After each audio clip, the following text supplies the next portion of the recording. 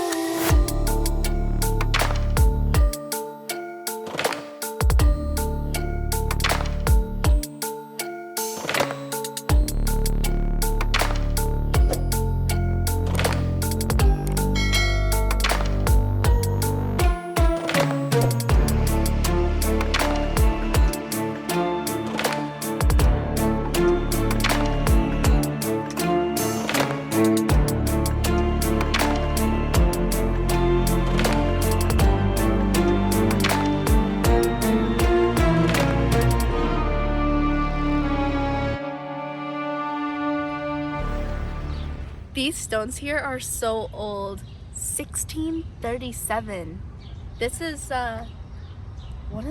this is the oldest cemetery I've ever visited, and it's so old. First off, 1637, but it's so old that you can barely even see the writing on the headstones anymore. It's kind of crazy, to be honest. And they look oddly small. So, and the headstones are small itself, so. That cemetery is right along the sidewalk, which you'll get with older areas. Just crazy. That house, when you look out your back window, Yeah. that's your view. Yeah. I would not want to see that when I looked out my back window. No. This is a very interesting building. Definitely Asian influence, but look at this. Like Tammy said, it looks like a jail cell window. Are you familiar with jail cell windows? Not that I've ever been in jail, and I don't know what they look like, just for the record. That did not be shown. We were attracted by these blue trees. Are they painted? Yeah, they were. What are they painted with though? I'm trying to figure it out. Is it just straight paint? I think it's spray paint. I think it's spray paint. It's the land of the blue trees. Oh wait, it says white. Oh, there's a whole explanation.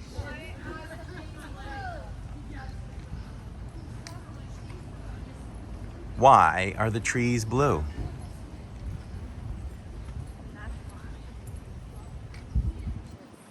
The Blue Trees is the artist's response to global deforestation and the climate crisis. It was conceived when a conservationist asked him how the devastating loss of the planet's old growth forests and rainforests could be made more visible. The Blue Trees takes a familiar urban space and temporarily transforms it into something surreal. Claire. You can scan this QR code to watch more videos about blue trees.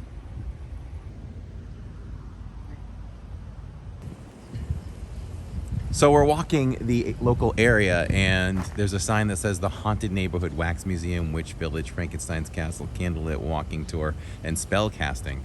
We're gonna go walk by and walk through the haunted neighborhood.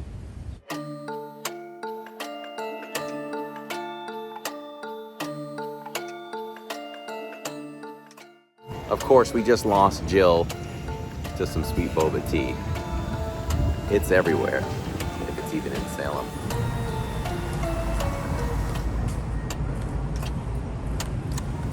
There's a wax museum right there, Witches and Seafarers, Frankenstein's Haunted House Castle.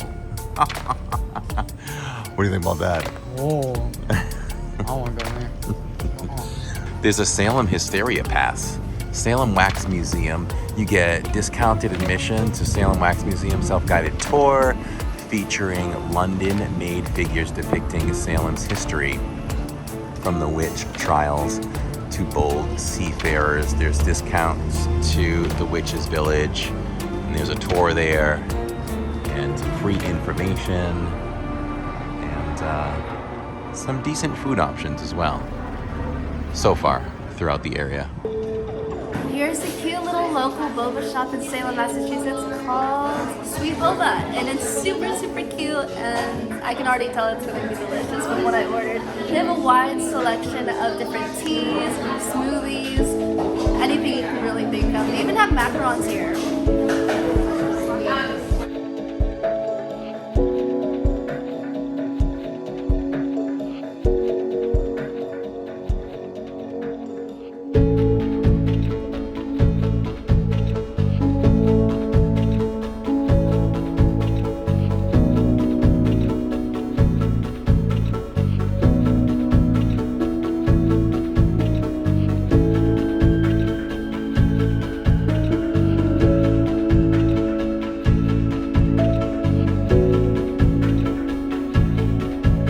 Let's go inside the Salem Witch Village shop.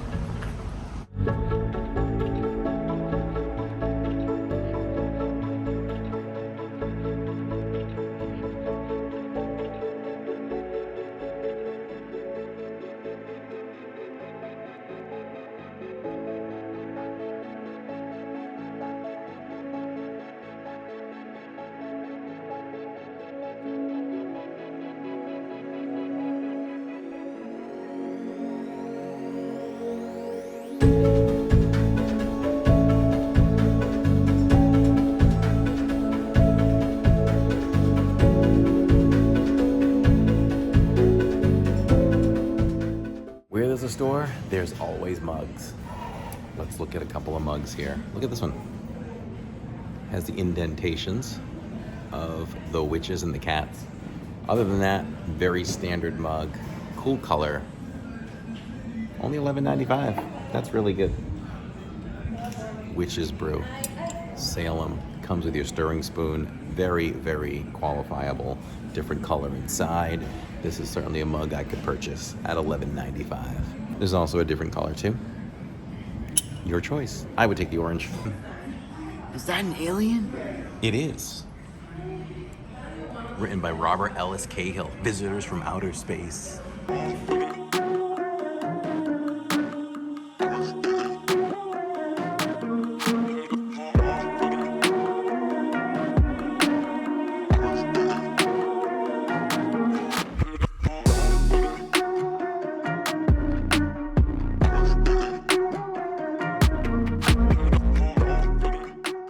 So this specific area is known as the Salem Maritime National Historic Site.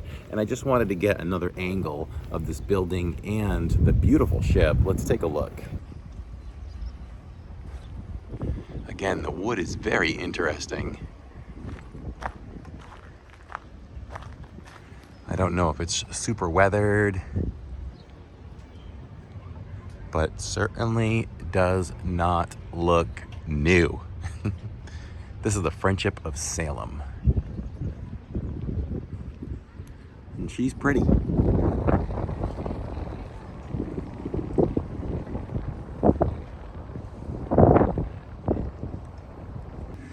This specific house was the Pedrick Storehouse, built in 1770, relocated from Marblehead, Massachusetts in 2008. So it hasn't been here very long, but it is very old.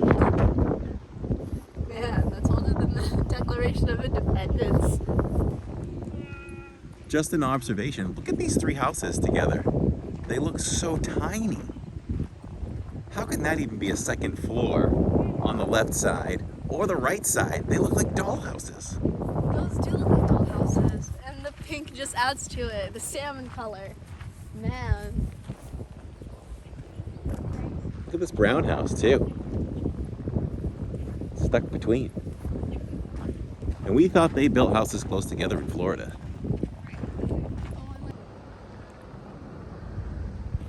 I swear, New England's in a time warp. Time stands still here, especially in Massachusetts. I find that nothing ever changes, nor do I think it ever will.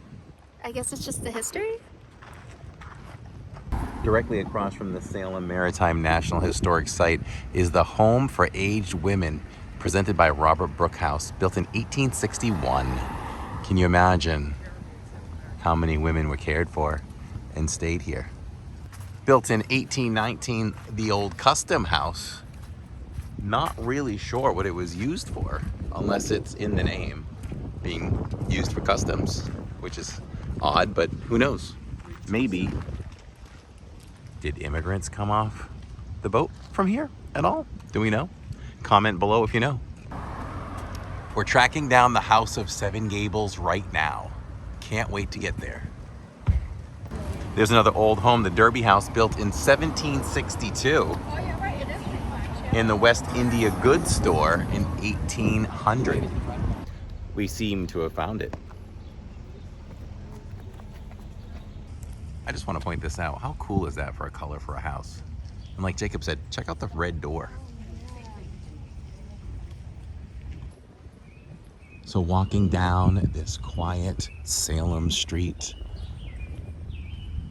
we'll find the House of Seven Gables. It should pop up on the right-hand side for us. I figured we would just take in the atmosphere of these older buildings. Really, really cool. And if I could point this out, this one over here, number 41,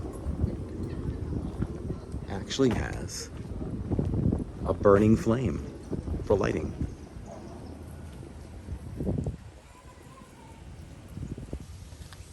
This is the area we finally found it, which wasn't too difficult, and we're gonna go check out the outside of it. Not gonna go in today, but we're gonna check out the outside.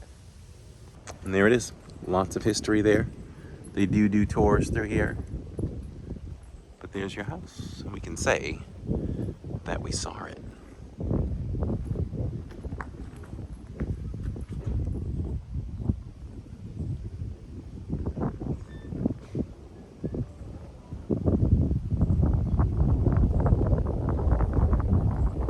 In terms of the history of the House of Seven Gables, this story starts in 1668 when the House of Seven Gables was built by Salem sea captain and merchant John Turner and his wife Elizabeth. 3 generations of the Turner family lived in the seaside mansion before it was sold. Captain Samuel Ingersoll in 1782, an active captain during the Great Age of Sail. Ingersoll died at sea, unfortunately. As we skip ahead a little bit, we can say that Nathaniel Hawthorne visited his cousins here, and they are credited with inspiring the setting and the title of his 1851 novel, The House of Seven Gables. So we've done a little bit of walking, and now it is time for dinner before our witch ghost tour by lanterns. But we are here at Brothers Taverna, and I'm gonna order some fish and chips. Tammy's gonna have a chicken wrap. Jacob's gonna get a barbecue chicken wrap as well. And Jill is full from her boba. So let's get the food and we'll review. Here's the fish and chips. Surprisingly, it comes with, it looks like onion rings. And the fish is below along with the fries, and we've got some coleslaw there. This is Jacob's barbecue chicken wrap. Looks amazing with the grill marks and the fries. Oh, thank you so much. Now that's a bowl of chowder right there. I mean, here's my hand. That's a bowl of chowder. Can't wait to dig in. Tammy's chicken wrap, just chicken in there because that's how she eats it with fries. These are some of the best fries I've ever had. They taste fresh in a way. It tastes like they were just made. They're warm and they're crispy. Delicious. I am about to try this smorgasbord of food. I've got a huge bowl of clam chowder, onion rings, fish and chips, coleslaw. And I'm gonna start my fish off with some tartar sauce because y'all know I love ketchup on it. That is already prepared, but we're gonna start off with the tartar sauce first in the first bite of fish.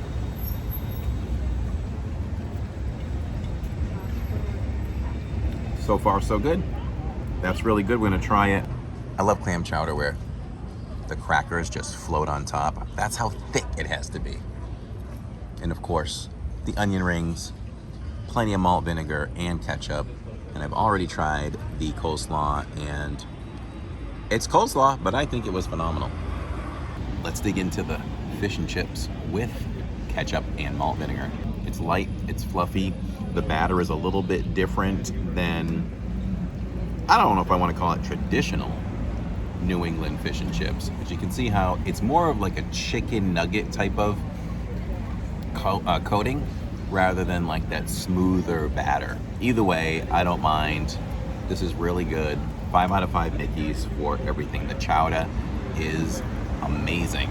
So 5 out of 5 Mickeys with that. All right, so there it is. We fully endorse every single meal that we ate over there. Jacob's chicken barbecue, Tammy's chicken wrap, right? All good? The fries are the best fries I've ever had. Fries were good. Like, I didn't know that there could be anything better than McDonald's fries, but it's over there. It's crispy, it's delicious. It's almost just as crispy as like fish and chips. You know what I mean? Yes. Like the crispiness, delicious, amazing. Wow, 10 out of 10. Didn't even need salt. The whole fish and chips meal with the chowder was amazing. Chowder. But let's not forget Red Robin fries. Red Robin, yum. I'm good on. This is the Old Town Hall where they filmed outside shots for Hocus Pocus. Now, this was not always the place in Salem, though, to get your teeth and bone necklaces. During the 1700s and 1800s, Essex Street was your one-stop shop in the community to get all kinds of finery. I'm talking about your jewels, spices, furs, silver, you name it. One of the first department stores ever opened in the United States of America was actually opened here on Essex Street in 1874. All right, now I have brought us to this fun little alleyway because it is the location of one of our first ghost stories here on the tour this evening. But before we get into that, I want to give a little bit of context for this building right here behind me. Before this was a brick and mortar structure here in Salem. This was once the location of a single room wooden building here in the community where the Puritans would attend church every Sunday. This was once the location of the first church of Salem. Now, as a brief overview, the Puritans officially came here in 1626, fleeing religious persecution they were facing over in Europe. They had a very different understanding of the Bible than what was the name of the game over there. Catholicism was the predominant religion, but their interpretation was much more Calvinist. And because of this difference, they were facing backlash from both the institution of the Catholic Church and the King of England himself. So they came here to practice however they chose to do so. Now, here in Salem, the Puritans created quite a strict lifestyle for themselves. There was this hyperfixation on any kind of behavior that could be seen or interpreted as ungodly or sinful. And the sermons held within the first church of Salem certainly reflect this. Now, when we talk about how long these sermons were, we talk anywhere from 6 to 8 hours long. Yes. And paired with the length of these sermons, with physically getting to church every morning would prove to be a huge issue for the Salem community. Now, the geography of Salem looked wildly different in the 1600s than what we know it as today. And where we are standing now, this actually would have been known as Salem Town. And if you lived in Salem Town, chances were that you were a more affluent member of the community, say a merchant. And that would translate to a relatively shorter commute to church, or you might be rich enough to own a pack animal like a horse that you could physically ride to the church house on Sundays. Now, if you were somebody of poorer financial status, however, say a farmer, things were much different. You would most likely live in an area of Salem that was known as Salem Village. Located about 5 to 10 miles in that direction is a town we now know as Danvers, Massachusetts. Now, we're going to jump forward a little bit in time to the early 1800s, 1831 to be exact, when the first church of Salem begins to undergo physical renovation and gives us this brick and mortar structure we see now.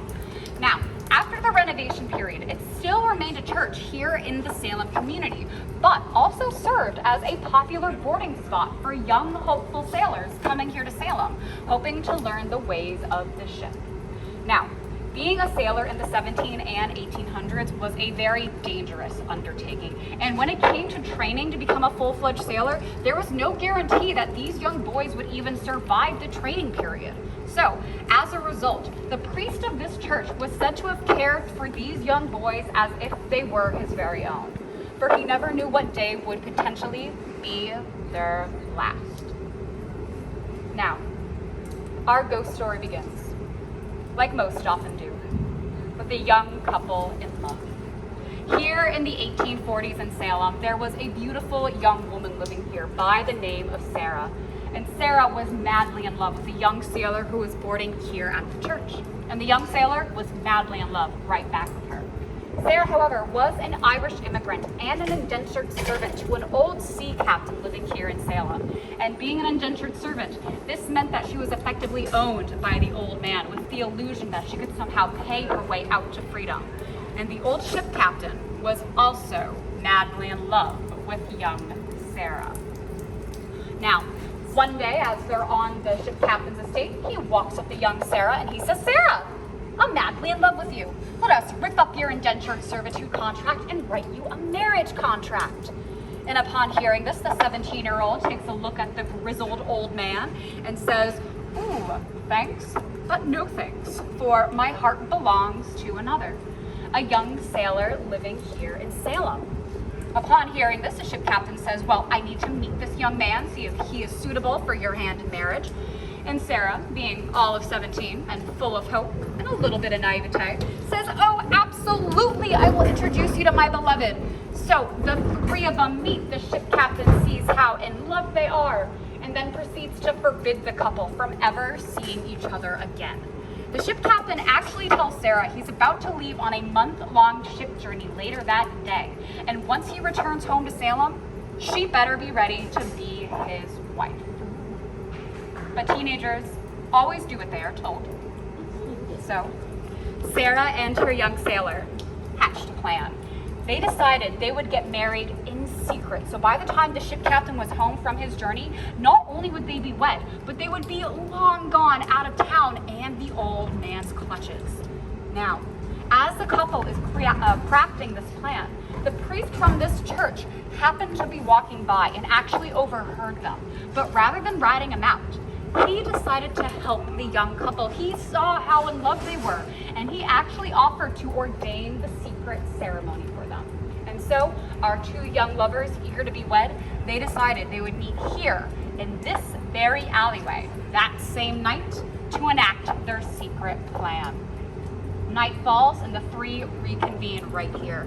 It is said that Sarah was wearing a beautiful pale blue dress, and the sailor was dressed in his finest Sunday clothes. The young couple take hands and the ceremony begins. But unfortunately for our young lovers, the ship captain was quite good at his job, and he knew how to read the sky and the sea, and saw there was a storm brewing out on the horizon that evening. And he decided, rather than navigating that storm in the dark, he would spend the night here in Salem and then depart at first light the very next morning. So, the ship captain, he's walking through Essex Street headed to one of his favorite pubs when he hears a strange sound. It's the voice of Sarah, the woman he's in love with. So, curious, he follows her voice, rounds the corner into this alleyway, and stumbles upon the secret ceremony. This sends the ship captain into a rage, and he throws himself at the young sailor, and the two men start brawling it out right as youth against experience. The entire time they're going at it, Sarah is being physically held back by the priest, lest she also get injured in the fray. Now, as the men are trading blows, the ship captain manages to grab the young sailor by the scruff of his shirt and flings him into a stack of nearby wooden crates. This sends wood flying everywhere. As the young man is on the ground, dazed and confused from what just happened, the ship captain notices a long length of wood that splintered off by his foot. He reaches down, picks it up, and raises his arm, preparing to strike the final blow at the young man.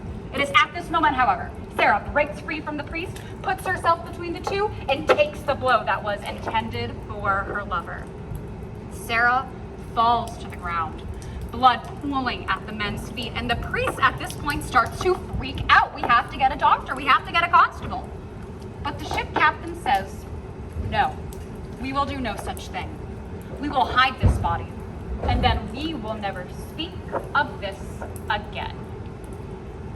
Does anyone want to take a guess as to where you might want to hide a body in mid-1800s Salem? Not in the ocean. Good guess, though. Not the church. In the Another sewer. good guess. In the tunnels? Yes, in the tunnels underground. No, because if you wanted to put it in the ocean, you'd have to puncture the lung first. Oh Then it would man. drown. Oh man. But yes, absolutely, the old underground smuggling tunnels. Now, they were such cutthroat places to begin with. Nobody would bat an eye at seeing yet another dead body down there. But the tragic kicker to all of this is none of the men confirmed to see if Sarah was actually dead from the blow to her head or not. And as they were leaving her body down in the tunnels, the young sailor could have sworn he heard Sarah calling out after him, but was convinced by the priest that this was just a delusion of his grief. The very next day, however, our young sailor, he returned to those tunnels, hoping he might be able to find Sarah, that she still might be alive and he could help her. Unfortunately for him, however, he got himself hopelessly lost down in the Salem tunnel system.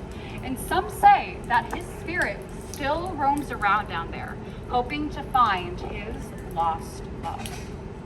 Now, the very next morning after this all transpired, the ship captain, he left for his overseas journey and never returned home to Salem, actually settling down over in England, seemingly undisturbed with the things he did here that night. The only reason we have any kind of knowledge of the story to begin with is from the priest who was here the night Sarah was struck down. Now, when the priest was found dead, up in his personal chambers, there was a journal next to him detailing this entire story. And since that time, there have been a ton of strange things seen in this building behind me. Now, for the next part of our story, we're gonna hop forward in time to 1874, when the first department store ever opened in the United States of America opens here on Essex Street, in this building right here behind me. Now, it was opened by a wealthy businessman by the name of Daniel Lowe, and he called his business store the humbly named Daniel Lowe and Company Department Store. Now, one of the things that he sold within his store was sterling silver jewelry, and one of the main themes that connected all of this jewelry was the motif of witches. He was hoping to popularize off of Salem's connection with the witch trials, but this was during a time where we were very reluctant as a community to even acknowledge that this happened here, and as a result, some people saw this as an act of hubris, one so egregious they have gotten Daniel Lowe killed, while others agree that he was simply unlucky, in the wrong place at the wrong time. Doesn't change the fact that he met his end inside his very own department store in August of 1911. Now, the day of Daniel Lowe's death was a pretty normal day. Everybody was inside the store doing their daily rounds when Daniel Lowe was going about making sure all of his showroom displays were in ship-shape order. But as he's going through the back corners of his showrooms, there's one display that catches him off guard. Pauses, looks at the mannequin, and all of a sudden turns as white as a sheet and collapses on the ground. People rush over to check on him, make sure he's okay. But by the time medical personnel arrived, Daniel Lowe was officially dead. Now, the official cause of death was eventually ruled as a cardiac arrest, but for the people who witnessed the event, they said that whatever Daniel Lowe saw in that showroom display mannequin, it must have been so terrifying that it literally scared him to death. United States. But in 1969, the studio over in California actually had a fire and completely burned down, leaving the production homeless for a while as they were rebuilding the studio. Now, during rebuilding efforts, producers had to put their heads together and figure out where they would film additional episodes. And they decided, you know what? Why not film a TV show about a witch in a city that's famous for them? So in 1970, they came here to Salem, where they filmed 8 episodes known as the Salem Saga. If folks are in Salem for a couple of days and looking for something a little bit extra to do, on the other end of Essex Street, in that direction, stands our historic Hawthorne Hotel. Not only is the Hawthorne a notoriously haunted location within the community, but it's where the bewitched crew stayed during their time in Salem, and even featured the hotel in one of the 8 episodes of the saga. Made popular by the show Bewitched and filmed here in the 70s, Salem was awarded a Bewitched statue, 3,000 pounds of bronze. Now, from this vantage point, we get a wonderful view of the front of the witch house. Now, to our best estimate, the witch house was constructed as early as 1642, but in 1944 here in the community, we were actually looking to tear this house down to make way for more modern infrastructure. But the community rallied behind the witch house and said, no, this is an important piece of our history. And as it stands today, it is actually a privately owned museum here in Salem. Combining everything together, the shade of the house, the fireplace, the small windows, you had yourself a pretty warm way to get through these harsh winters here in Salem. This here behind me is the Ropes family mansion. Constructed in 1727, it didn't earn the official title of the Ropes mansion until the 1760s, when the wealthy Ropes family moved inside. Now, the head of this family was a man by the name of Judge Nathaniel Ropes. And during the time of the American Revolution, he was, it's not 4th of July anymore. And during the time of the American Revolution, he was an ardent supporter of the crown and the King of England. John Adams actually came here in person to try and convince Nathaniel Ropes to join the side of the American Patriots. But Ropes told Adams that he would support the crown until the day he died. And unfortunately for him, word of this meeting got out to the Salem community, and it prompted mobs of angry Salemites to gather where you folks are standing now and scream at the door, demanding that Ropes come out to face his public. Now, this unfortunately coincided with a bout of tuberculosis that was making its way through the Ropes mansion. Can everyone still hear me over the fireworks? Yeah. All right, awesome. Now, there were 3 members of the Ropes family who caught tuberculosis, and it is speculated by historians. The grief of his community turning against him, paired with the physical toll the illness took on his body, was enough to put him in the ground. And he was very shortly followed after by his wife and daughter as well, leaving his second daughter, Abigail Ropes, also known as Natty, as the sole survivor of this illness. Now, the grief of losing her father, her sister, and her mother drove her to become a very bitter older woman. But with the death of her father, she also inherited the small fortune he amassed over his lifetime. And this made her quite the eligible bachelorette here in Salem. It would be common that anytime Abigail left her home to go on a stroll, she would be accosted with propositions of marriage, which was really just a way to get at her newfound fortune. And they became so frequent, she took to carrying a walking stick with her. So if anyone tried to get down on one knee, she would just whack them away. I love that for her. Right? But don't get too enamored with her yet, because unfortunately, this behavior followed her back inside the mansion, where she was said to be incredibly violent and abusive with servants inside. She would throw things at people, hit them, scream at them, and on top of it all, she suffered from frequent and violent night terrors. Once these episodes began, there was nothing anybody in the house could do to calm her down, and the only course of action was to let her scream it out. And so, once people began to hear these screams, they would just leave her to her own devices, thinking Abigail was having yet another one of her fits. And this set a very dangerous precedent within the mansion, and it's one that got Abigail killed. On one cold February night of 1837, Abigail Ropes awoke to a chill creeping through her bedroom. She got up out of bed and saw the fireplace was starting to die down. So she took an iron poker, started messing around with the embers inside, and a couple of embers dislodge and tumble out and catch in the folds of her long winter nightgown. This prompts her to start freaking out, but rather than doing any kind of logical thing like stop, dropping, or rolling, she proceeds to run around her bedroom screaming, allowing the embers to catch on fire in earnest, and flames begin to creep up her leg. In a last-ditch effort, Abigail flung herself onto her bed in the center of the room, which only allowed the entire bed to catch fire as well. The entire time this is happening, her screams are heard all throughout the mansion, but people think nothing of it. It's just Abigail having yet another one of her episodes. That is until people begin to smell the stench of smoke and burning flesh. They rush to her bedroom, fling open the door, and see her entire bed engulfed in flames. They put out the fire, But tragically, at that point, her body was covered in 2nd and 3rd degree burns, wounds which she later died of 2 weeks after the initial incident due to infection. Yes. Now, since Abigail's passing, there have been a couple of changes made to the Ropes Mansion. As it stands today, it is no longer a private residence, but a museum here in Salem owned by the Peabody Essex. And people can go inside to tour the interior of the home. But be very careful if you decide to do this. Patrons and employees alike have claimed if you go up or down the stairs within the mansion and do not hold onto the railing, an invisible force might try and shove you down them. If you are walking through the back gardens at night, people will claim to see tall, dark, shadowy apparitions making their way through the rows of flowers. And if you're looking at the front of the mansion, much like we are now, people will report.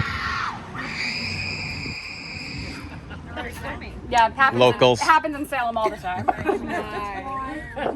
That one got me a little bit. I was so confused. But if you're looking at the front of the mansion at night, sometimes people will claim to see a strange orange-reddish glow make its way from behind the windows, almost as if the light of a candle.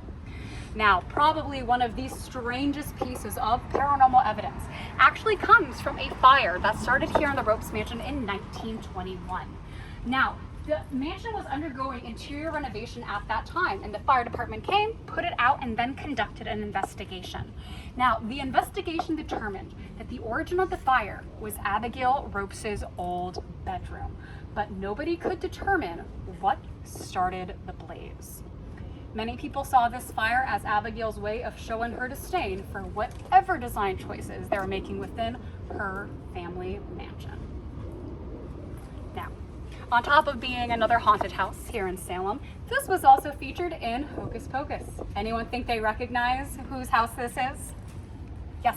The boys' house. Not the boys' house. It's a good guess. Is it the girls' house for the party? It is. This is the girl's house. This is the love interest of Max, Allison's house. Now, very similar to Old Town Hall, when they asked for permission to film inside, the Peabody Essex said no way. But they were able to get all of the interior shots. And in the movie, you might better recognize this house when it's decked out with corn stalks and hay bales and pumpkins, all to make for a very lovely and festive scene. And then the actual interior shots were once again filmed on a soundstage back over in California. I hope you enjoyed this vlog. We had a lot of fun making it and a great time going on the tour. Danny, as we're recording, that is real Florida thunder right there. How about that for effects? Not done on purpose. But to get serious for a little bit, Danny, who was our tour guide, was amazing, so well spoken. Her stories just really, really moved you. But despite the fun we had and all the interest, there's a serious side to all of this. Innocent people died due to crazy hysteria and accusations, and we wanted to bring to light some of those things so that everyone realizes that this was a surprise ending for us. Very, very sad, and my hearts go out to the families and the people that were all affected by this, even though it was in the 1600s. Time doesn't matter. So I have a few excerpts here that I would like to read so that I clearly get my message out to you and what really happened and how we felt about it. On September 22nd, 1692, 8 people were hanged for their alleged crimes as witches. They were among 20 who were killed as a result of the hysteria that took place in the New England village of Salem, where fear and demonic possession struck panic among the Puritans and led them to more than 200 accusations against anyone suspected of witchcraft. And there were 150 people that were arrested because of these accusations. And these are crazy accusations. I mean, you could just say that Mr. Smith doesn't go to church enough, so he's got to be practicing witchcraft, or he burns purple candles, so he must be a witch. And they would arrest you on something that ridiculous. So continuing on, multiple court hearings and the guilty convictions of dozens is what happened. Those found guilty were often chained to walls in the prison's basement, known as Witch Jail, a perpetually dark, cold, and wet dungeon infested with water rats. While in prison, the accused, many of them women, but also men, were repeatedly humiliated by being forced to strip and undergo physical examinations of their nude bodies. The cause of the hysteria in Salem is really unknown. It is unknown exactly what brought about the mass hysteria in Salem in 1692. Some have theorized that the witch hunts were the result of personal vendettas or economic competition, while others have suggested that the consumption of ergot poisoned rye grain may have resulted in hallucinations and faulty thinking among the Puritans in New England. Whatever the case, the Salem witch trials and executions are universally declared as a shameful part of history. And the Puritans did recognize this.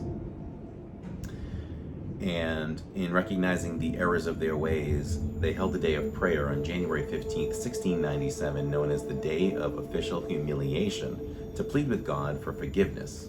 In 1702, the trials were declared unlawful. However, it took more than 250 years for Massachusetts to formally apologize for the events of 1692. And that is some crazy thunder. So I just wanted to bring that to light, and at that point, anyone that was still in jail was compensated monetarily and released from jail. But there are still some sad stories because there were plenty that died in jail, there were several that hung, and the ones that did get hanged and one was pressed, they weren't allowed to be buried in the cemetery. So they were thrown in a mass grave for animals to eat them. Really crazy stuff. Hearts go out to all the families that were affected. So, thank you for watching. I hope you really enjoyed this, and if you are interested in investigating more, definitely book a trip to Salem. Put it on your bucket list. It really is worth it. If you're in the Massachusetts area, you don't want to miss it, no matter what your beliefs. So, for Jacob, Jillian, and Tammy, I'm Corey for Living in Diz, and we will see you in the park.